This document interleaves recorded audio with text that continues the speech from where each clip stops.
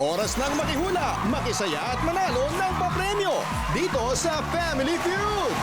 Please welcome our host, ang ating kapuso, Ding Dong Dantes. Hello po mga kapuso! The weekend is almost here at sino ba sa inyo excited ng magpahinga ngayong weekend? Anyway, eto na po tayo, alam nyo. Ako rin kasi gusto na rin natin magpahinga ng weekend at salubungin ang masayang-masayang weekend dahil syempre masigla at punong-puno ng vibes dito sa pinakamasayang family game show sa buong mundo, ang Family Feud! Ngayon po magaganap ang reunion ng mga artista at celebrity families na sobrang bihira po sila magsama-sama sa harap ng kamera. At isa po yan sa mga inaabangan parati dito sa Family Feud. At yan din ang hatid namin sa Septemberific episode tonight. Ang first team, ang Palaban Tribe. Ang kanilang team captain. The team is led by a great actress, content creator now. First time mom. So let's give a warm welcome to Bianca King. Good to see you here in GMA again after a long time. It's been a really long time, pero maraming salamat and thank you for having me. Ay nako, the pleasure is ours, Bianca. At syempre, kasama ni Bianca mga barkada niya, yung mga nakasama niya dito sa GMA, ang Palaban Tribe. Bianca, Yes. sino ba sila? Etong isang magandang mompreneur na to, kumare ko for years and years now, IC Mendoza. Hi, mga mami! Hello, Kuya Dong! Happy to be back! Welcome back. At ito naman isang maswerteng naging leading man ko mga some 10 years ago and more. 10 years. Si Adrian Alandi.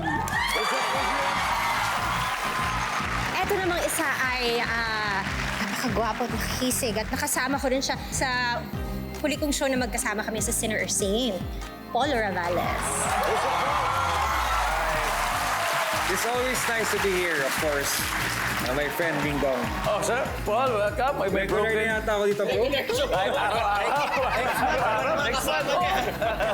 Kami rin ng Bianca, siyempre, sa GMA. Hindi ko Jezebel. mabilang. Ang daming pinagsamahan. Ang dami. Pero siyempre, memorable din yung Jezebel. Di ba? Sa Jezebel. Jezebel. Among many others. Among many others, Atlantica, Marimar, Movies pa, One True Love. Oh my God. Correct. Di ba? Dami. Ang tanong, Yes. babalik ka ba sa acting anytime soon here in GMA? Depende lang talaga yan sa timing. Yes. Timing is everything. At naiintindihan naman nila dahil syempre, you're a mom right now. Yes. Di ba? Mom to baby Sadie. How is she? She is a perfect baby na. Perfect siya kasi. Ayan, Yes. wow.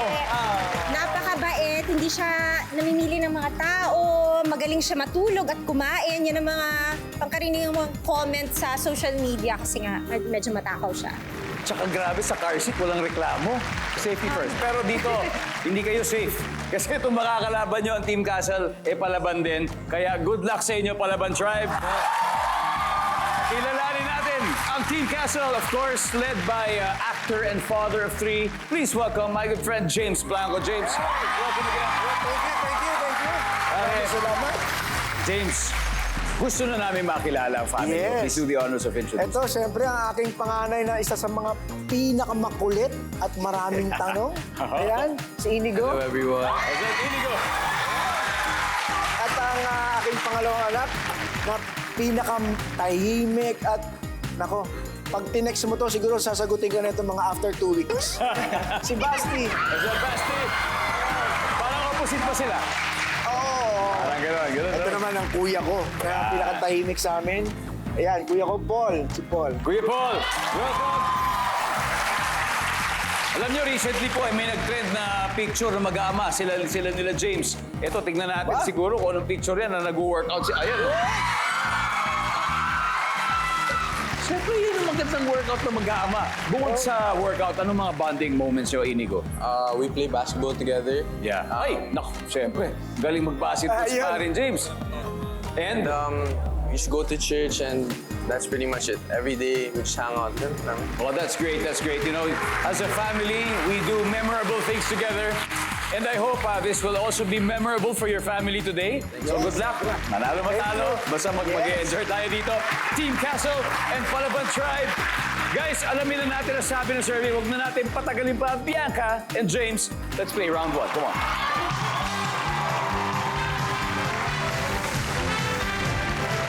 Good luck. Narito ang inyong tanong. Nag-survey kami ng 100 Pinoy. And the top 5 answers are on the board. Sa Santa Cruzan, sino ang madalas kinukuhang Reyna Elena? Go.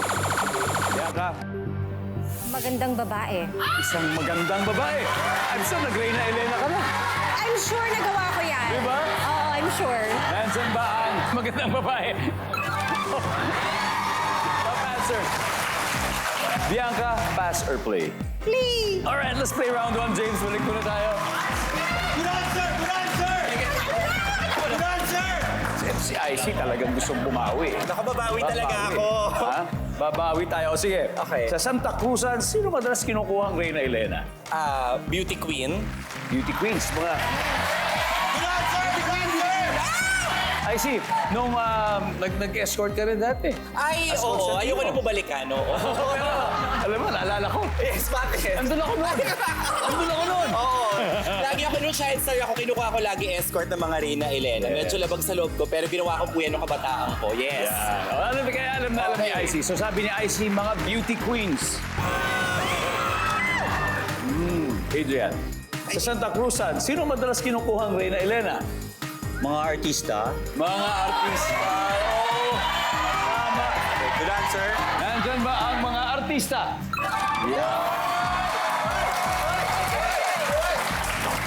Ito naman, sa Santa Cruzan, yung mga Reyna Elena, dinidate ni Polo. Easy. Alam mo, kaibigan ka tayo. What show mo to? Kaya tatahimik na. Biro lang. Huwag biro lang. Joke lang. Sa Santa Cruzan, Mga pangalan na sabihin. sino ang madalas kinukuha ang Reyna Elena? Tingin ko bro yung mga mayayaman. Yung mga kilala dun sa... Kilala dun sa barangay. na yun. Oo. Yes, yes. Survey says... Ang galing. Bianca, Okay. sa Santa Cruzan, sino madalas kinukuhang Reyna Elena? Class muse. Oh, sa mga school. Yeah. Parating news. Oo nga. Kung parating kang news dun sa community, malamang ikaw rin si Reyna Elena. Ikaw ang mascot. Muse! Team Castle, time to huddle. Ito na, isipin niyo na yung sagot. I see. Sino pa kaya? Sige, mga mestiza. Good answer! Mga mestiza. Mestiza! Mestiza! Survey says... Parang baka kasama na sa maganda, sexy sa number 1 yun. Eto na, Kuya Paul. Ano kaya? Sa Santa Cruzan, sino kaya madalas na kinukuha nga Reyna Elena? Matangkad. Matangkad. Basti. Sa tingin ko po, mga influencer. Mga influencer. Mga TikToker. Pwede rin. Inigo. Napag-usapan namin baka anak ng organizer. Oh, yung anak ng organizer. Kasi ang organizer doon ay ang Hermana Mayor.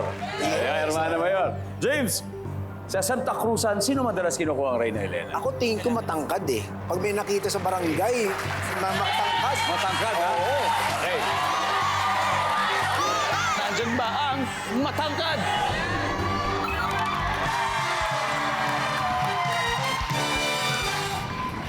Alright, let's see kung ano yung hindi pa nahulaan. Isa na lang ito, number 5. Oh. Parang ganun din. Anak ni Mayor. Baka ganun. Anyway, good job, Team Castle. You now have 86 points.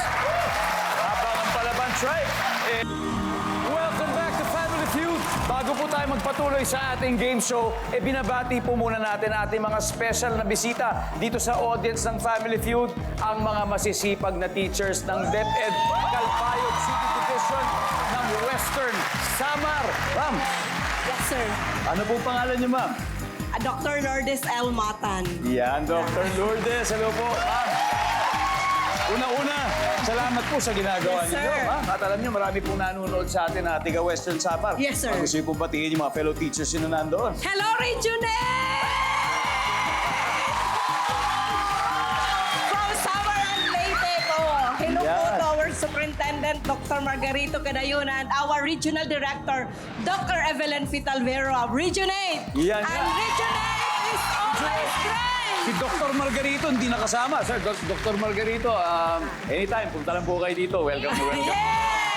Alright. Thank you, Sir Joe. Salamat. Enjoy the show. Marami po Mabuhay po kaming kayo. fans. Enjoy. Back to the game. Naglalaban po for 200,000 pesos ang teams ni na Bianca King at James Blanco.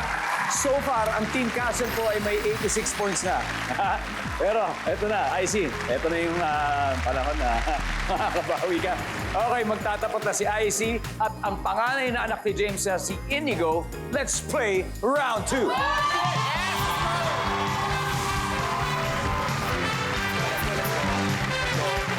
Alright. Alright. Top 6 answers are on the board. Bukod sa ngipin, ano bang posibleng makita ng dentista sa bibig? Inigo. Cavity. Cavity. Yun nasa ngipin. Yung itim, yan. Yeah, cavity, di ba? Yun yun. Pag sira yung ngipin. Cavity. Okay. Nandyan ba ang cavity? Wala. I see. Bukod sa ngipin, ano bang pwedeng posibleng makita ng dentista sa loob ng bibig? Dila. Nandyan ba ang dila? I see pass or play. Play. Alright, Inigo, balik muna tayo. Yes, girl. Yeah. Bawi. Adrian, bukod sa ngipin, anong posibleng makita ng dentista sa bibig ng pasyente? Gums. Gums as in chewing gum? Hindi, gums. Gums o gilagid. Yes, sir. Paul, bukod sa ngipin, ano kaya posibleng makita ng dentista sa bibig ng pasyente? Tonsil, bro. Tonsils. Yes, tonsils. Survey says... Uy! Yan ka. Bukod sa ngipin, posibleng makita ng dentista sa bibig ng pasyente. Tinga. Hindi man lang nag-push pa siya nag-close. Grabe naman yun, oh. Survey says... Ano ba kaya? Laway. Laway. Saliva. Sabagay. Transparent naman ang light. Yes, o, di ba? Good answer. Nandyan ba ang laway? Nalawayan na. Adrian, dalawa na lang. Bukod sa ngipin, ano pang posible makita ng dentista sa bibig ng pasyente? Tartar. Parang semento. Survey says... Wala na naman. Team Castle, baka makastil ulit. Paul, bukod sa ngipin, ano pa ang posible makita ng dentista sa bibig ng pasyente? Nakaka-pressure naman to, bro. Ngala-ngala. Kanina tonsils ito, ngala-ngala. Baka. Yung sa roof. Yun yun, di ba? Yung nasa roof. Ngala-ngala! You got it. Eto na naman tayo eh. Isa na lang, Bianca eh. Bukod sa ngipin, anong posibleng makita ng dentista sa bibig ng pasyente? Lalamunan. Lalamunan. Or throat. Open wide. Yeah! Nandiyan ba si lalamunan? Eto na naman tayo, guys. Kuya Paul, ano kaya? Bukod sa ngipin, nakikita sa bibig ng pasyente. Singaw. Singaw. Basta. Nakalimutan ko po yung tawag dito. Uvula po ata yung nagdadanggal po dun sa lalamunan. Uvula. Uvula, yeah. Uvula. Yeah. Inigo. For me, singaw. Singaw din. Singaw, Yeah, uvula, singaw. James, isa na lang. Ano kaya? Singaw. Singaw! Yan na. Naku, sakit nun. Pag tama to, lalaki ang lamang. Pero kung mali, didikit ang laban, magkakaskor na sila. Nandyan ba si Singaw?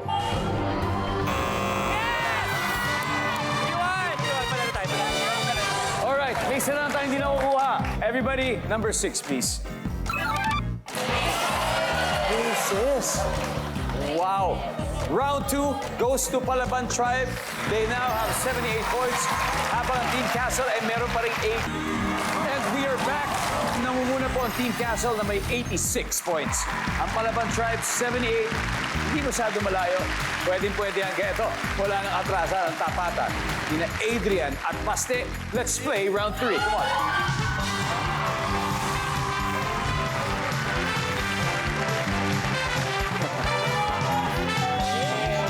Guys, top 6 answers are on the board. Sino ang karaniwang may suot ng corona? Go! Adrian. King. king? Ha? Nandyan ba ang hari or king? Yan. Para si Bianca King. Base, sino ang karaniwang may suot na corona? Queen. Queen. Ako may king, siyempre may queen. Top answer. Base, pass or play? Play. Alright, let's play round 3. Yan, let's go. Balik muna tayo. Okay, Kuya Paul. Sino kaya ang karaniwang may suot na corona? Nag-champion sa isang sport. Yung mga champion sa sports. Kinokoronahan yan. Nandyan ba ang champion sa sports? Wala. James, sino kaya ang karaniwang may suot na corona? Mga Miss Universe. Mga Miss Universe. Beauty Queens. Beauty Queens. Nandyan ba ang Beauty Queens? Of course. nandyan yan. Nico, bago natin tanongin to, baka may mga latest sneakers ka dyan na binibenta. Ano ba yung mga pinaka-hard to find o kaya pinaka-in-demand? Hardest, I would say yung Jordan ones, for sure. Yung original. Yeah. Oh, Air The high Jordan. tops. You Yung never red go and wrong. black. Yeah. Naku, The sana. Chicago colorway, Yeah, that of one, course. that one. Yeah. Eto, parang si Michael Jordan, siyempre, di ba? King siya sa basketball. Pero ito, sino kaya ang karaniwang may suot na corona, Inigo? My guess would be Prince and Princesses. Prince and Princesses. Survey says, look, well, basta, 2 more to go. Sino karaniwang may suot na corona? So since Princess nag-show dyan, Prince naman po. Prince naman. Prince naman. Kasi may king and queen, eh. Di ba may prince and princess? Nandiyan ba si Prince? Wala si Prince. Palaban tribe? Sila naman na mag-steal. Paul, sino ang karaniwang may suot na corona?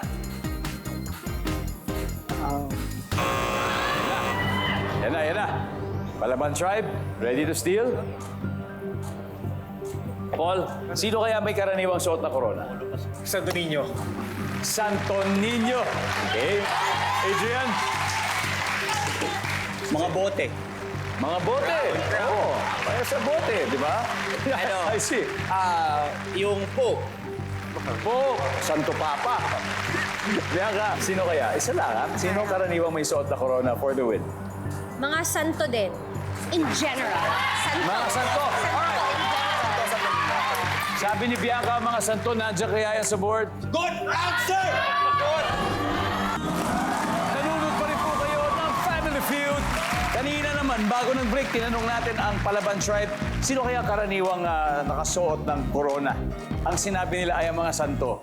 Kung tama sila, siyempre, kukunin nilang naipong puntos ng Team Castle.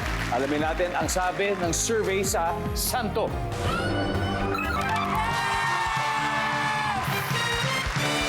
Alright guys, tignan natin ano pong... Ito na isang hindi pa nakukuha, number 5.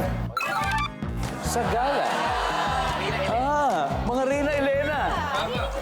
Pasok yung mga Di ba, Reyna Elena? Yun yung tanong kanina. Anyway, tapos na ang 3 rounds. Ito, recap po tayo na score. Leading na ang Palaban Tribe with 264 points. Habang ang Team Castle ay may 86 pa rin. Kaya eto na, nasa inyo ng mga kamay ang kapalaran ng inyong team. So let's play the final round. Polo at Paul, let's go. Let's do it.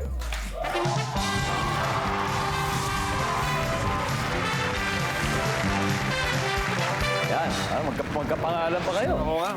Top 4 answers are on the board. Sa basketball, bakit tumatawag ng timeout ang isang team? Polo, Kailangan nila mag-usap. mag-usap. Yes. Tungkol sa Tambak sila eh, tambak. Tambak, so kailangan nila umabol. Tambak sila. So, Tambak. Okay, good. Survey says... Paul, pass or play? Play. All right, let's play the final round. Bianca, bakit tumatawag ng timeout ang isang team sa basketball? Wala akong alam sa basketball, pero foul ang sagot ko. Foul! Foul. Hindi, baka kasi sobrang tindi ng foul talaga. Ano ba yan?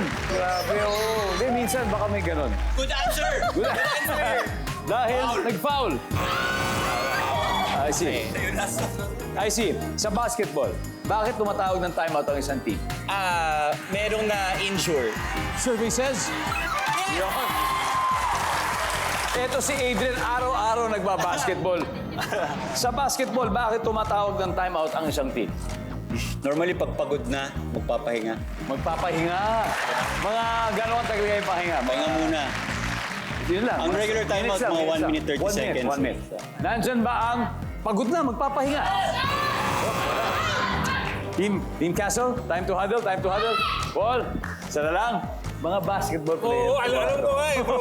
Pag di mo makuha to, sa Yari kanila na. na. oo. Tapos na ang Sa boxing. basketball, bakit tumatawag ng timeout ang isang team? Kailangan gumawa ng play yung coach. Yan! Nandyan ba? Let's go! Play, gumawa ng play. Wala. Guys, we have to be specific. Okay, Paul? Isa na lang ito. 159 points. Sa basketball, bakit tumatawag ng timeout ang isang team? Para magpalit ng players. Para magpalit ng player. Basta, Magsa-substitute po. magsa-substitute. Inigo? Substitution. James, isa rin sa napagaling mag-basketball. Parang araw-araw din yata nagba-basketball. Tignan natin kung susundin ba niya yung mga anak niya, kanyang kapatid, o may sarili siya. James, sa basketball ba tumatawag ng timeout ang isang team? Kailangan mag-substitute. Sub! Okay, nandyan ba ang kailangan ng sub?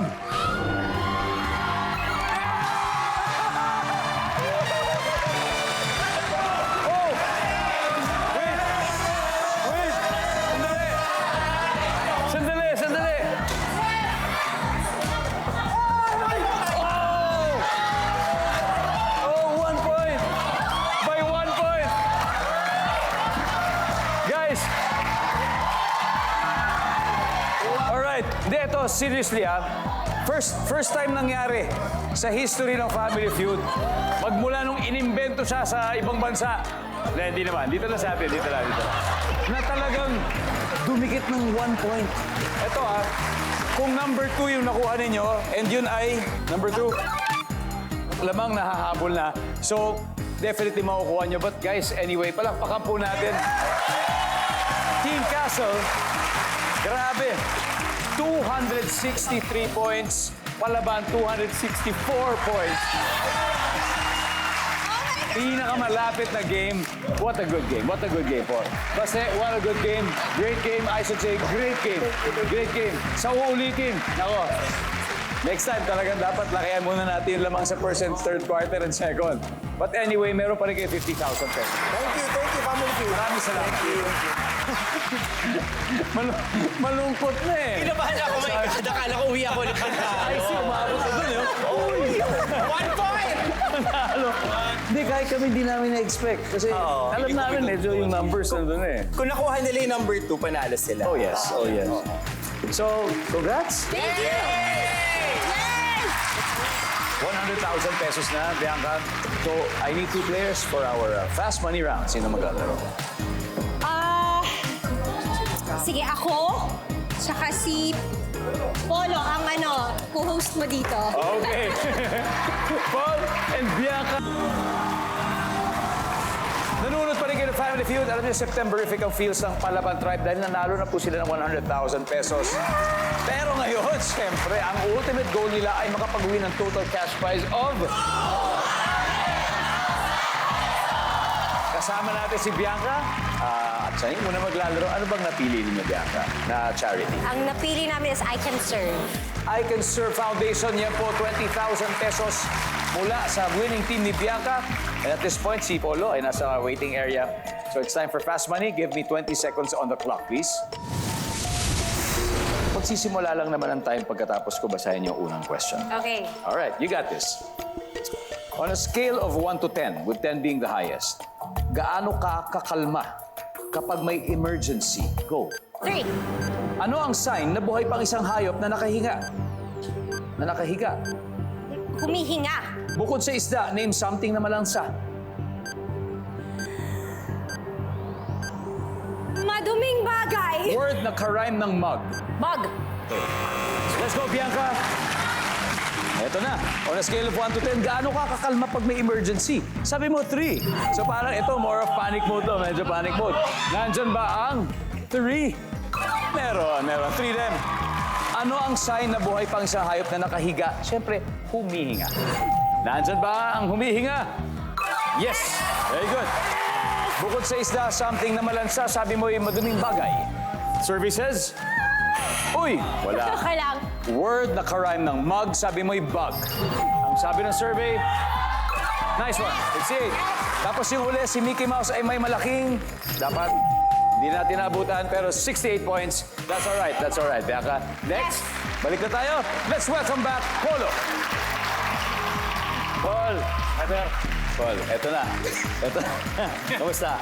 Okay naman. Pag kailangan mo ng, ng segment host, nandito ako. Alam mo, areglado. Basta tandaan mo yan, ha? Kailangan parati kang ready. Parang ito, alam ko, ready ka, Okay, Paul. bro. Okay. Alam mo ito, eh. Let's go. Pero, good news.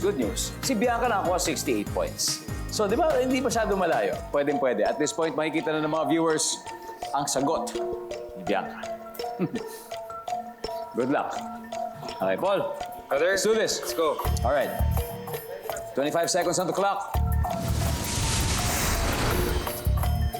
On a scale of 1 to 10, 10 ang pinakamataas.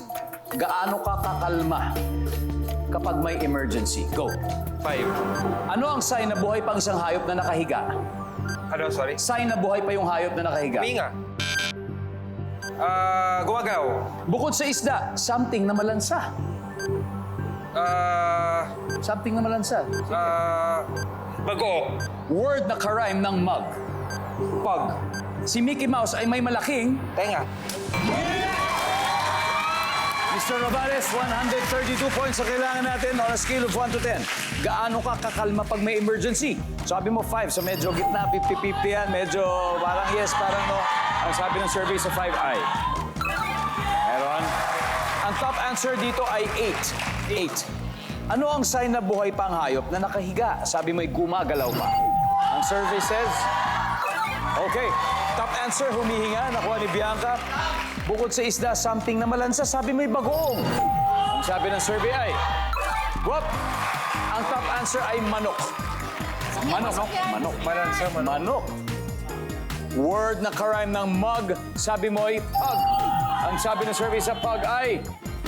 Whoop! Ang top answer ay bug. Tapos hug. Hug. Yeah. Si Mickey Mouse ay may malaking tenga. Ang sabi ng survey sa tenga ay... Yeah, that's a top answer. Pero hindi lang umabot. Pero thank you guys. Okay, brother. Congratulations. Nanalo pa rin kayo ng 100,000 pesos. Congratulations guys. I think. Bianca, congrats and welcome back. Of course, Team Castle. Maraming salamat muli, James. Thank you very much. Guys, thank you sa uulitin. Happy weekend, mga kapuso. Itutuloy po natin ang Septemberific na hulaan ng top answers on Monday. Kaya maraming salamat, Pilipinas. Ako po si Ding Dong Dagas. Araw-araw na maghahatid ng saya at papremyo. Kaya makihula at manalo dito sa Family Feud. Oh, thank you. Salamat, thank you.